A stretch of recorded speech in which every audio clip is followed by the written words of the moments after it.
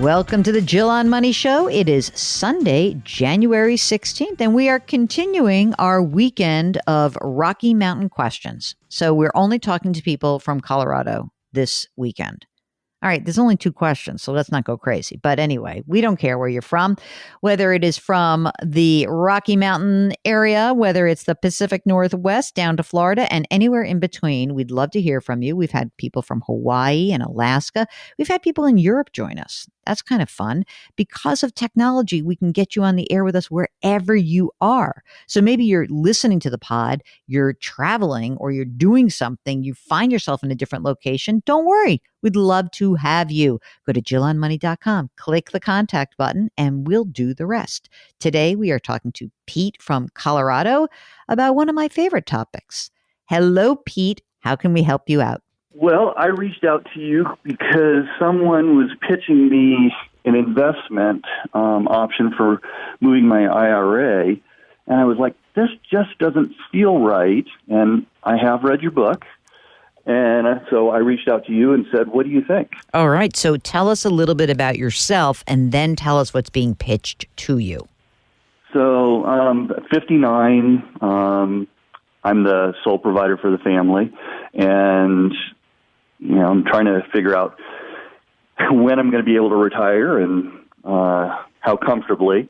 And I've moved jobs, from time to time, about every 6-7 years. So I've got a self-directed IRA with Schwab. I kind of direct my investments myself because I wasn't happy with someone previously. And so a friend of mine works for his company, and he's pitching me a good idea for the downside protection because I'm 59. Okay. How much money is in the self-directed IRA right now? $490,000. Great. Okay. How much money do you earn, Pete? I'll probably do over $450 this year. Great. And you've got a retirement account through your current employer right now? I do, and I max that out. Okay, and you're over 50, so you get to do that catch-up contribution. Yep. So how much money are you saving every year? Obviously, you're making a bunch of money, so are there other things that are going on that's preventing you from saving, or are you a good saver? Well, I wasn't. I put 3 kids through college, and they have 0 college debt, so I was able to pay for that, but that kind of put me a little behind. I think I'll be able to put away between $120 and $150 a year for the next 6 to 8 years. Wow, that's awesome. Wow, that's really, so you're cranking. You're basically saying, all right, I didn't have a ton of money to put away for some years, but now you're willing to keep doing this. Have you run your own retirement numbers? Have you gone on just even playing with some websites? Have you done that yet? I have.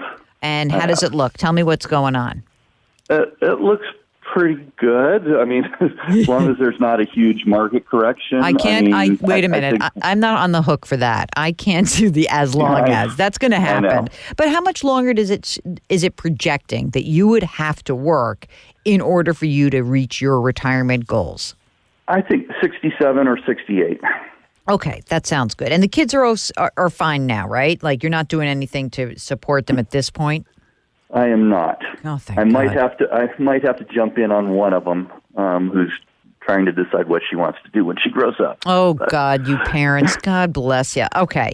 So, look, if you're going to work for another 8-10 years, then obviously, first of all, the numbers always look better the longer you work. If you like what you do, working longer always will give you a certain amount of comfort. Right. And you said that you've been directing the money in your Schwab account. What are the kinds of investments that you've been using for that almost $500,000? It's a combination of ETFs and mutual funds. I had one individual stock. I used to have some more individual stocks. I had one individual stock, and I just sold it, but it was the only reason I had it was my son's company. Oh, very nice. Good supportive dad. Okay. But you're like, I made money or I lost money and we're moving on. I made money. Good. So now Schwab has a platform and they've just dropped all their commissions that basically you can own ETFs for free. So that's fantastic. Yep. So how did this person come to pitch you if you're just managing your money yourself? Like, where did this person come out of the blue? He's a person that used to work for me at a different company years ago, back in the early 2000s, and now he's a financial advisor. And what exactly is he pitching you? You said it's downside protection. It's either an option strategy or an indexed annuity, and I'm guessing it's an indexed annuity. It's an indexed variable annuity. Yeah. Okay. Yeah. Well, you read the book, so you know that already I hate it, this idea. Exactly. I mean, first of all, the idea of I want downside protection. I'm just fascinated by this because, yes, everybody wants downside protection, but downside protection comes at a cost. And my guess is that this is a pretty hefty cost. Do you mind saying what company the annuity is offered through? Lincoln Financial. Okay. So, I mean, it's probably the contract that he is looking to propose to you is probably a 2 to 3% a year cost. And you know what? You're going to be working for 10 years. You're going to be investing for 40 years, essentially, or 30 years, right? Mm-hmm. And you are going to see a downward move in the market. There is no doubt you will encounter a bear market. One will be a less severe bear market, then there'll be a more severe bear market. But you are not going to have all of your money invested in stock ETFs and stock mutual funds. You clearly know that even at age 59, you've got to have a diversified portfolio. So instead of paying 2 to 3% a year, which is money that's just going to get extracted from your pocketbook into the insurance company and your friends, why not keep that money and just rely on the fact that you're going to have a diversified portfolio? You're not going to pull all the money out of this portfolio in any given year, and you're going to be smart about how you manage your risk.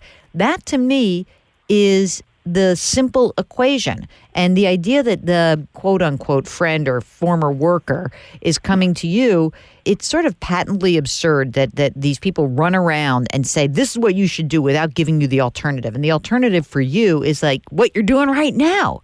If you have an annuity question like Pete, just let us know. We'd be delighted to have you on the air and walk you through what your options are. Go to JillOnMoney.com, click the contact button, and we'll get your note.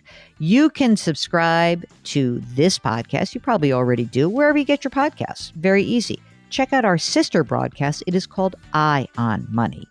Okay, Sunday. Get ready for your week ahead. I know we've got a national holiday tomorrow. A lot of people still working through all of this. So pace yourself. It's a long month this January, and it seems even longer this time around. I don't know why, but it does for me.